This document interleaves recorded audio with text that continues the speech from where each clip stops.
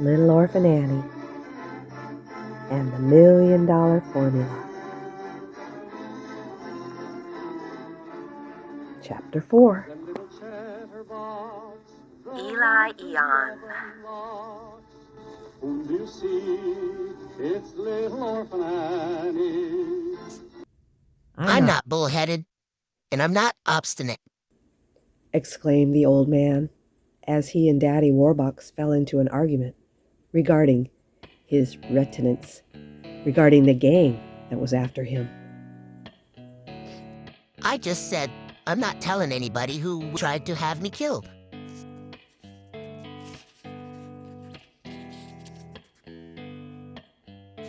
But you haven't even told us your name, said Daddy. My name?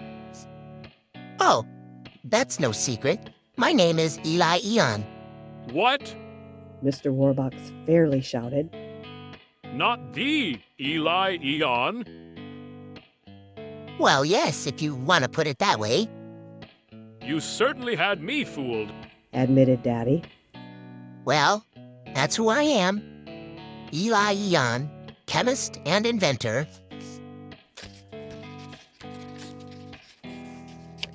And sap, too, to be telling so much, even to you.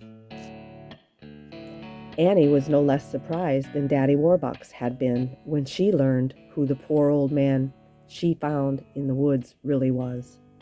It seemed like a miracle to them both that through him they would be rich beyond their wildest dreams. Daddy was very busy these days, making plans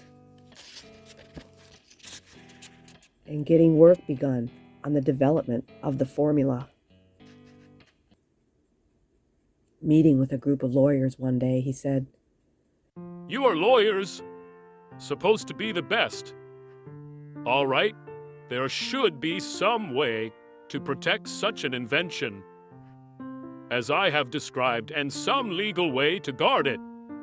To be absolutely honest, Mr. Warbucks, their spokesman replied, it is impossible to hold anything as valuable as you described by legal power alone. We will do our best, however. Pondering this opinion as he left the meeting, Daddy Warbucks thought, He's right. Such a thing as Eon's invention will be desired by the whole world. In the end, the strongest man will possess it. It will be a hard battle,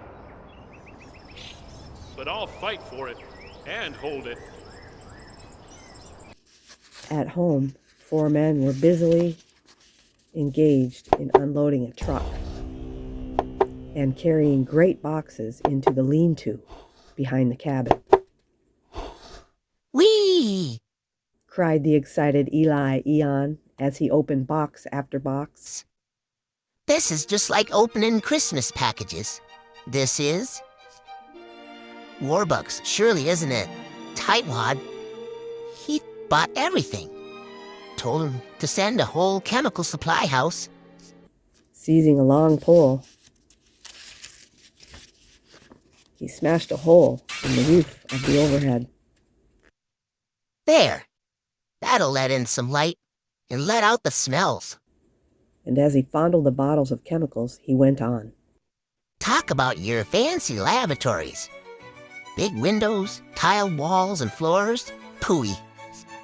Give me a nice, quiet place like this, where I can be alone and think. Dozens of guards were stationed about the grounds, surrounding the cabin. The next morning, when Annie and Daddy looked in on Eli in his new laboratory, where he now insisted upon sleeping and eating, as well as working, You get away and leave me be. The eccentric old fellow barked at them.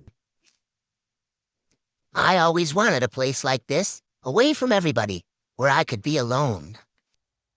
But Eli, protested Daddy, and then gave up laughing. the old tartar, he said to Annie as they turned away.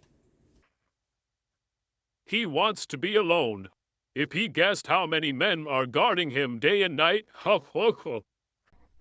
But why does he insist on staying in such a dirty place? Questioned the girl.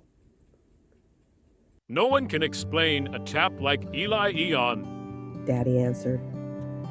His sort always do what one least expects. You'd think he'd like a fine, clean laboratory, but no. Oh. He's a real genius. Gee, Daddy, does a person have to be crazy to be a genius?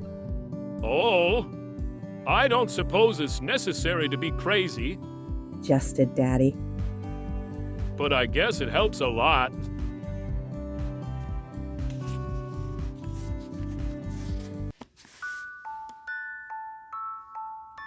Please join me for Chapter 5, when Eli tells a secret.